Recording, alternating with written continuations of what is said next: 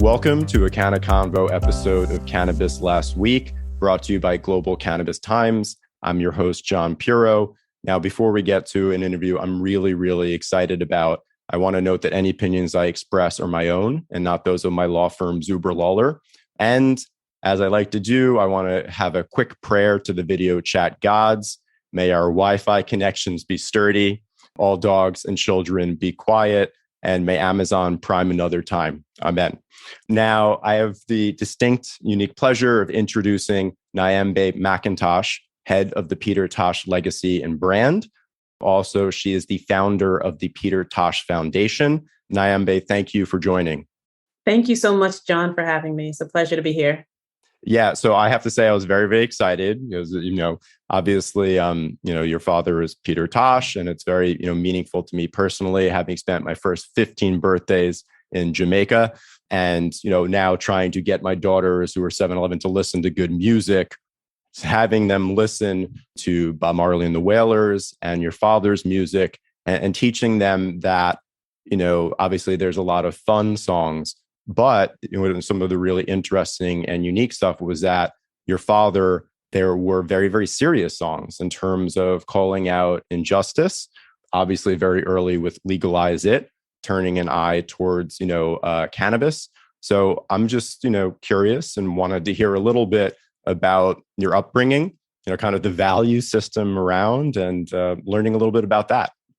Yes, definitely. And so the irony in running my dad's legacy and being like the head of his brand is that I'm the youngest. And so of his 10 children. And so I actually don't have, much of memories of my dad. And a lot of it has been through his music and through friends and family that share stories about him. But what I know a lot of people don't know is, he was a founding member of the Wailers. So many people can quickly identify Bob, but not know that, the Wailers consisted of Bob, Peter, and Bunny Wailer. Yep. And so many of the musicians that were around them often said that Bob was compared to more of like a Martin Luther King, and my dad was more compared to like a Malcolm X, had that more militant vibe. So a lot of that militant energy that came out of the Wailers actually was from, the music that my father was writing for the Wailers. He then went on to a solo career to launch his iconic album, Legalize It. And, that was the first time many people across the world even saw what a cannabis field looked like. And, he was definitely a man before his time. That album was released in 1976. And the lyrics, are singing about some of the medicinal benefits of cannabis, it being good for asthma, glaucoma. And, really, he wanted to set the stage for what legalization truly should look like and recognized it as a sacrament, something that is our right as humans to consume what God created. Yeah, I think that it's really interesting, the idea of, this entire process with legalization is battling stigmas, right? Cannabis, and hemp and certain products, obviously, in Jamaica, there's an element, is tied to Rastafarianism. But, what your father accomplished was his first big dent, right? In terms of, with the platform that he had, this dent in stigmas and opening up. I mean, cannabis was weaponized for political reasons by Richard Nixon, right? And set everything back. Right. And, we're still kind of recovering from that. But, your father was his first step. And I don't think that the medical aspects, right? You're talking about glaucoma, that talk about like ahead of the time. So that's interesting in terms of also, like you said, learning about your father through this legacy of music, which I think is, pretty unique. And so, touch upon a little bit, are there any other, elements or aspects or beliefs associated with your father that may not be as well known that you found personally important, or, as you're working on, building, this brand in cannabis that you'd like more people to be familiar with? Definitely. One thing that he was most popular for, obviously, was just his advocacy for legalization. He also recognized in like a song like Bush Doctor, where he says that legalizing cannabis can help a failing economy. It can stop police brutality, and you think about the conversations that we're having in this day and age. His music is timeless and very relevant. He also was someone who stood firm in his spiritual beliefs. As followers of Rastafari, we recognize that, we all have one God, and we're one people, and that was something that he wanted it to be more common, that we celebrate, what unites us, and that we celebrate our spirituality over anything else, because, we are these spirits, we are these beings on this planet that were created, like we're all here together, and really wanted to also highlight the injustice that existed for Black people in the diaspora across the globe. His second album was Equal Rights and Justice. He even highlighted the racist regime in South Africa back in the 1970s. He was singing, he had a song called Apartheid, and his band members didn't even know what it was. They thought he was making up a word. He was so popular for, coming up with his own language to really help, because he believed in word, sound, and power. But, one of the things that was so unique to his legacy is that he really understood the power of music and how it's a tool to educate us. You think of the songs like, the alphabet that we learn, in first grade or kindergarten, and these all these children's songs that stay with us for the rest of our lives. And he said, why isn't it that music hasn't fully been used to not only uplift our spirits, but also educate us? And music was a awesome tool to definitely have serious conversations and to initiate some of the serious conversations about injustice. And so he would say, music is something, why don't we dance to our awakening? It's really that powerful. And so, in this capacity to really carry on his estate, there's so many messages that in just being the head of the estate that we are always on top of, and letting people know how multifaceted he was as an individual, and transitioning into the cannabis industry, where the spiritual aspect as well as the social justice aspect of cannabis is something that's very, very important. So many things I want to touch upon there. But first off, the crazy unique thing about music, right? And what he, I guess, realized in terms of platform, as I say, like when I talk about my daughters, right? Reggae is the music that developed on, tiny island, right? And it spread around the world. Yes. So that is, one, that's just, aren't many things like music that can do that. Certainly not also at the time that it happened. And then two, you touched upon, look at all the things that your father essentially was prophetic about, was a prophet about, that as they've played out in the industry, right? In terms of the unique good that the industry can do. Medical, right? Benefits, social justice, restorative justice, and spiritual, right? In terms of the connection between people. I like to say that one of the reasons why I think that legalization can do well for us in this very polarized, country that we live on is both sides on the political spectrum like marijuana. So if there's a bunch more out of it, maybe we could all just relax and realize what we have in common rather than what divides us. So it's really, really interesting, right? Everything that he was touching upon, look how it's playing out. One other thing I was interesting as I learned about it is, your personal, development, kind of your professional career, and what ended up taking you towards, cannabis and these issues, and your father's foundation, because this related to, I think, understand some injustice that was suffered personally in your family. Yes. And so I was born in Jamaica, but raised in Boston, went to Boston public schools most of my life, and then undergrad for engineering. So I was an electrical engineer for a few years before always finding this kind of burning passion to go into education. And so I transitioned from engineering to go into education. And I've always felt that my father was an educator. He used music as his platform to educate people. So it's a passion that we both share.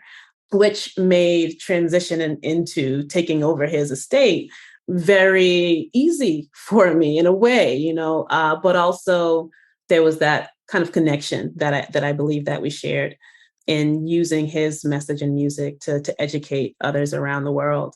I actually was teaching up and for about 10 years before kind of being daunted with kind of a dark moment in our family's story. And so my father's youngest son, Jawara, was arrested in actually 2013 for cannabis possession in New Jersey. And I had originally thought, the family thought, okay, he was arrested. It's not something that he's never been arrested before. This will be something that we can easily put behind us. He was actually held without a hearing for 3 months. Oh my God. Sorry. And no, that's the type of response that's very warranted. Like, I know if he was in Massachusetts, it's usually like the next business day, but he was held for 3 months.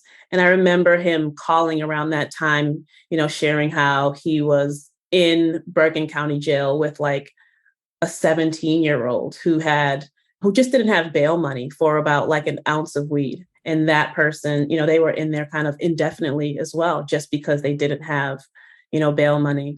But it was his hearing that we attended in September of 2013 when we realized how serious the situation was. And that's when we heard the prosecution offer a 20-year plea deal. And that really hit us hard. And he, didn't accept the plea.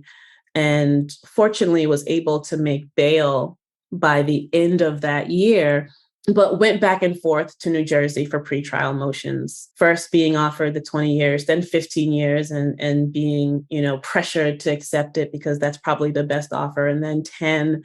And so we were torn as a family, as followers of Rastafari. Do we accept this plea to kind of get it behind us, or do we truly fight for what we believe in? We know that the plant is a sacrament, hasn't harmed anybody. But New Jersey has the highest mass incarceration rates in the country, one of the highest mass incarceration rates in the country. So we didn't really want to be made an example of if we took that route to really fight that fight. And so in 2016, Jawara accepted a plea. It was December. And in 2017, he turned himself into the Bergen County Jail. He accepted a plea about 5 years. They said that he would probably end up serving about 1 year with time served because he was already in Bergen County for that time in the beginning for about 6 months. And month after being incarcerated, he was attacked by another inmate, and he had suffered a traumatic brain injury. At the time, we had gotten a call, not knowing about the injury, that my brother needed a life-saving medical procedure. This was a call from the Hackensack Medical Center from one of their top neurosurgeons. They said that he's been attacked and that we needed to authorize this procedure. We immediately flew to New Jersey, my mom and I. And when we got to the Hackensack Medical Center, we were actually told that we can't visit him. We were told that we didn't have the right. He was a ward of the state, and that we had to call the jail. And so we called the jail, and the jail's like, well, normally we don't allow visitation. Like, he doesn't have that right. And I know that it was because of my father's name why they allowed us to support him through one of the most difficult times of his life. When we stepped into the surgical ICU, Jawara he had tubes down his throat, half of his locks was shaved, he had bruises on his face, and then he had a handcuff on his ankle, and he was surrounded by correctional officers. And so it was in that time that I knew that I had a bigger purpose. It was in those moments. I knew that no other family should experience that. I remember correctional officers bullying us around visitation every day, telling us like, no, you can't see him, you have to call the jail. It was definitely a fight that my family was thrown into, but I knew it was a fight that we had to stand up and fight for. So Jawara was, unable to do anything for himself after the injury. He couldn't walk, he couldn't talk. couldn't express himself. He pretty much he was learning how to pretty much even have just like a stable heartbeat. It was down to the simplest skills. He stayed in the ICU for about 3 months. After that, we were able to bring him home to Boston. He was in the hospital in Boston for over 500 days. After that, we were able to bring him home for about a year. And unfortunately, in 2020, he succumbed to his injuries. That journey was definitely also incorporated just the conditions that we deal with within our health industry and making sure that, you can advocate for your loved ones. And the beautiful thing about that journey is that I was able to be there with Jawara. I quit teaching at that time and said, this is what I'm here for. And it was amazing to see his progress and his journey. It wasn't until actually that we started incorporating cannabis into his medicine that he actually spoke for the first time. He started to, move, he developed his skills, able to make eye contact, speak his children's names. And there was a lot of progress that was made to show the power of the plant and to remind me of, why this is so important. And that's when we launched Justice for Jawara, our initiative out of the Peter Tosh Foundation, because we knew that his story was something that was hard to truly understand, without being told firsthand. We hear about the war on drugs, we hear about, social injustice, but we don't truly understand its impact on families and how people are truly affected. My brother, a follower of Rastafari, a father of four, a musician, an activist, I know how important, especially as conversations are happening around legalization, or as conversations are happening around what the government, should do to wrong the right of the past, what corporations should do to make things right as they make billions and millions of dollars off of the work of individuals that have pretty much sacrificed their lives, to bring this plant to where it is today. And so there's a lot of work that can be done, and that definitely ties into just where our values are on this journey. Sorry to, have you go through that. But thank you, because I think, as you said, those are the stories that people need to hear. Right. Yes. I mean, I cover all this news in the podcast, and I think that you'll see statistics. I mean, I read so much news, and the one that, like I say, burned itself into my soul and just, hammers home the injustice is, in 2020 in New York City, when legalization was around the corner, 94% of the arrests for marijuana possession were Black and brown people.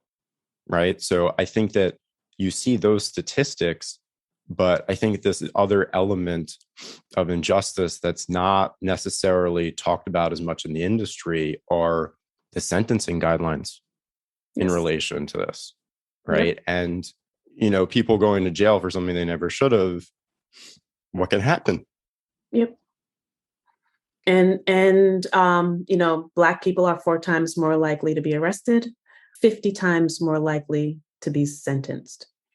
And the disparities just continue and ripple out into the community. From that, you lose access to, college education, and scholarships, you lose access to housing. Fathers and mothers are taking out of the household.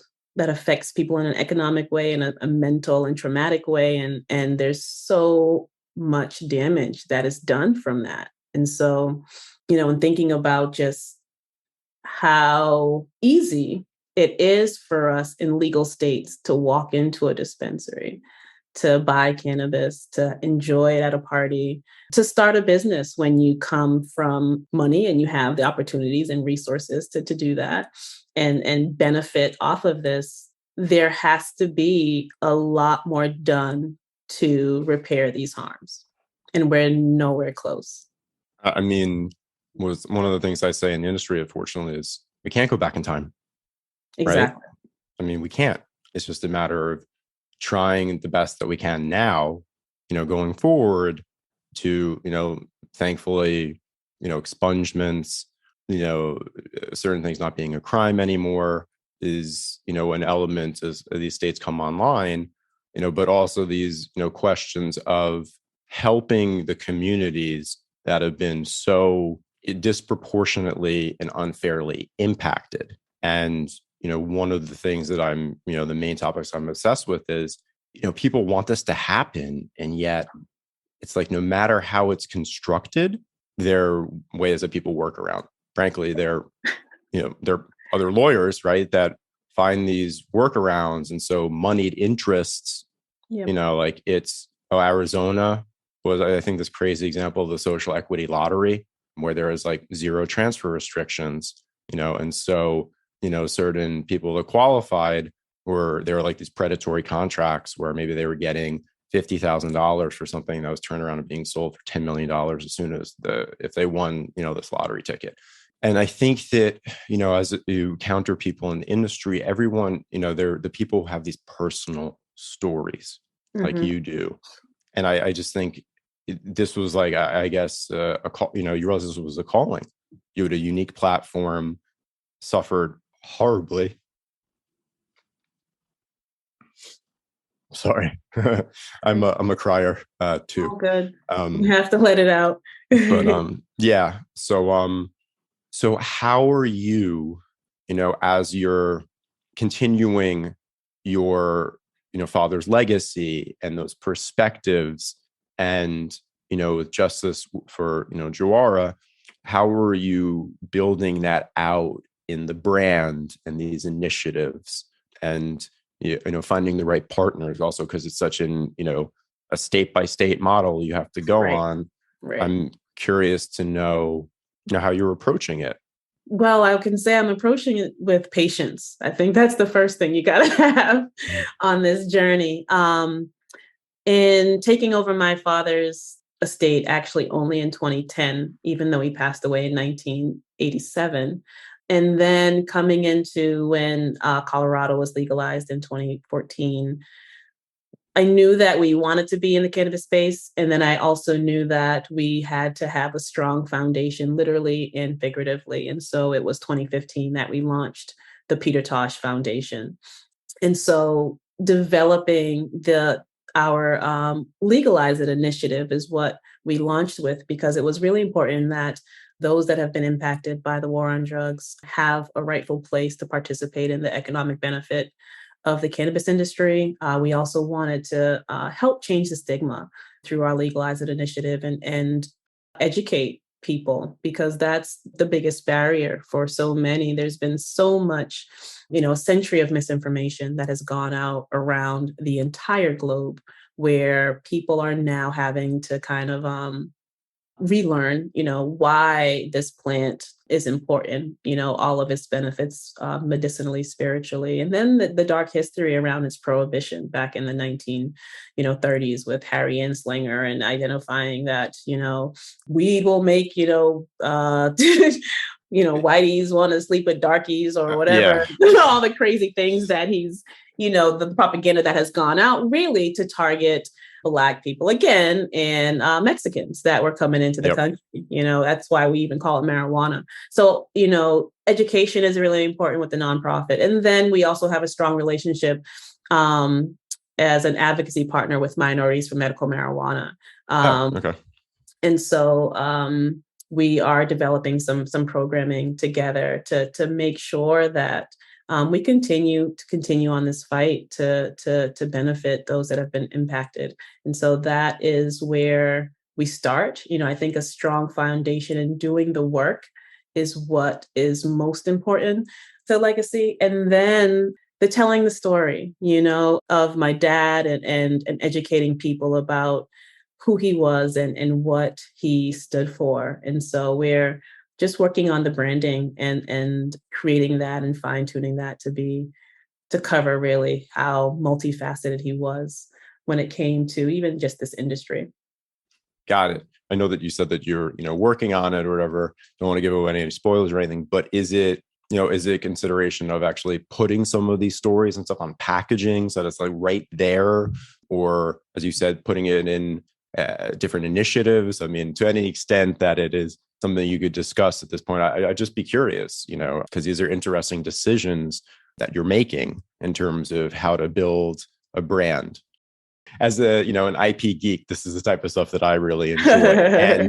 And frankly, I mean, there is this competition among brands, right? It is a unique landscape because of the federal illegality and choosing your states and expansion and having to partner with some people in one way or another in each state. It's such a focus for everyone. I'm just, kind of curious to know any thoughts you have in terms of how you're weaving that in.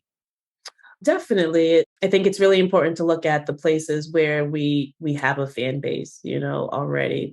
My father has been in California and performed multiple times. He's definitely come to Boston as well and has a large fan base here. And I think those are two states that, we definitely look at heavily because of the ties and the strong reggae following that exists, particularly in California.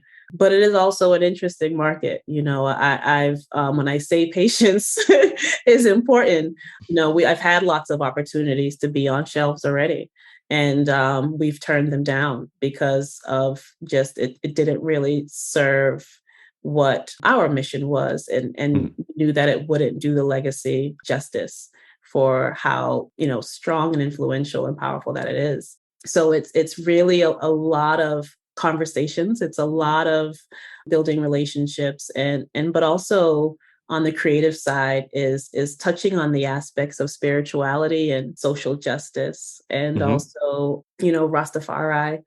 And so it's definitely multifaceted, and using the music to help support that message. Yeah, see, that's the thing that I think it's like, interesting, right? They're just, brands out there that are like a funny sounding name, right? Yes. And they're trying to cater to a certain demographic, and the brand that you're building has so much more meaning to it, right? Yes. And things that you're trying to accomplish with it.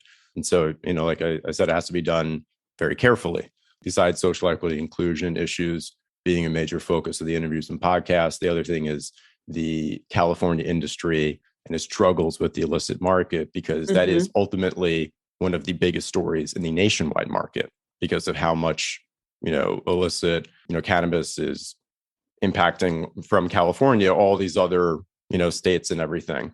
But hopefully they're making some steps in the right direction with the cultivation tax if they knock that out. But I'll tell you that about one fan in the New York, New Jersey area. I'll tell you that much. And here's the other thing that I think is interesting is in terms of, big businesses that we talked about. Some of these larger companies in the industry, I've been touched, by the way, about how some of the executives do care about doing good in the industry. They have the capability because they have more stores, right? Like, I know, certain people we had on the podcast or otherwise, for successful brands, it's easy to partner with, say, an MSO and boom, have a brand in a bunch of stores. But I'm curious to know, like, is there appeal in that? Or is it, as you said, with in terms of how to build this out, is it, finding the right partners really in each partnership, building good, right? By partnering with Black-owned businesses. And so I'm also curious in terms of like kind of thoughts about how you do that in that aspect. Yeah, I think that we stay open to all conversations. There are lots of benefits to partnering with the MSO. One of the struggles that MSOs have is quality control. And so, when people go in with so much money and try to go too big, oftentimes the product suffers. Like I have a hard time finding cannabis in a dispensary here in Massachusetts that's over 20% THC. Whereas if you go to California, you might find, you could find the full gamut of cannabis. Often I have lots of friends that go to Maine, they say, I'm going up to Maine to grab, some good product. And a lot of times I find that you get a really good quality from some of the smaller operations. And so there is definitely a interesting phenomenon, I guess, that face. And but we're still navigating it. I think that so many celebrity brands kind of jumped in and just wanted to get product on shelf, and that's not really what our immediate goal is. Maybe my partners and investors are like, what the fuck? And there's so many people like, why not? Where's the Peter Tosh brand? And there's so many fans of the legacy, like, what the hell? Where is Peter Tosh?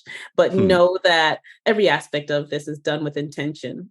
So it's definitely an uphill battle, but it's one that I celebrate the battle. Like, we're doing this the right way, and we're going to take however long as it needs to do it the right way. Got it. No, it's interesting you were talking about it. There are so many, quote unquote, celebrity brands in here. But the interesting thing is, as you said, there were a bunch that, rushed in early, and, partner with MSOs, and those partnerships ended. Yep. Right. You heard about, ones that come to mind was, I guess, Seth Rogen's brand Houseplant had a Canadian partnership with Canopy, I believe, and that ended. There is now Tyson 2.0, right? Because the first one, didn't, play out. I've talked with MSO execs that said, it doesn't necessarily pay as much dividends to be handing over percentage when I could just have my own brand and, build that up. And so I find that very interesting. And then it's funny, like I keep on, as brands are trying to come to New York, right, with these, hemp growers and crossing over and otherwise, I keep on hearing the expression, crappy weed, right? Yep. Or, shitty weed. And how these existing brands like that have come through the California crucible and succeeded based on quality, or like, I can't just partner with anyone. Yeah. And so it's interesting also what you said about the quality from the smaller growers, and you're seeing this starting to be incorporated in like Illinois, right, with all like the craft brewing equivalent, and the micro businesses here. And I think, what I'm realizing, I think the interesting thing is a lot of those great genetics, are out of the illicit market, and they're crossing over. Yep. So that's why you see quality when it's those crossing over rather than, as you said, large entities that are focusing on the profit margin. Could you, I'm curious, just to know a little bit more about, Justice for Jawara and how that kind of, ties into, some of this. I'd be, if you could tell a little bit more. Definitely. Justice for Jawara has just been a vehicle to amplify the dire need for legalization, on a global level. You have countries where people can serve life sentences for small amounts of weed. And so, there's been a lot of conversations within the United Nations. There's been conversations, that are just happening all over the world around legalization. And as a follower of Rastafari, I think it's important that the over-regulation of the market needs to make a shift. They need to look at not trying to highly regulate something that is a plant. I agree. And I also, I agree. And like the cool, one of the cool things about it, right, in terms of the plant, and I think you kind of touched upon it, like the power of the plant, trusting the plant, like this is here for us, is, like the entourage effect, right? Isn't it fascinating that in ways we don't necessarily understand because we missed out on research for so long, that the whole is greater than the sum of its parts? Yep. Right. And like the focus on when you're doing extractions is getting the full terpene profile and all of it, because there's this almost like element of magic, right, that we can't understand, the full depths of, this, something natural out there that was, grown for us. So I think it's really, really, interesting. And I'm very, very excited to see the launch of the brand. I'm so excited to, see the good that accomplishes. And so I think we're coming to the end of the time. I just wanted to also, thank you again. It obviously wasn't easy to talk about what happened, but it's so important, that people need to know this, people, it needs to be made personal for people to, understand why we're doing what we're doing, what we're trying to recover, like overcome. It's so interesting, like your father being a man ahead of his time. And you're also saying about the overregulation, right? It's to get to where we should have always been. It's all these little steps that have to come along the way. And when you're referring to countries that, are so crazy, but like, that's why I cover them all, right? Every little step, like what was last week, like Japan had some little thing about CBD for some specific medical condition. But I think that was impacted by Thailand, right? Like legalizing. And so it's all these little pieces of a whole. And so I just wanted to thank you, for taking this calling for all of us. So, thank you for joining. It's been a pleasure. If there's anything else, any concluding, remarks, feel free to share. Definitely. Thank you so much for having me on the show. I appreciate being able to use your platform to share my father and my family's story. And if anyone wants to learn more about the legacy, I would say just check out petertosh.com or at Peter Tosh on any of the social media platforms. And then also there is the Peter Tosh Foundation, which is petertoshfoundation.org. So please, people, check it out. Niambe, thank you so much. It was a real pleasure having you. You're very welcome. Thank you.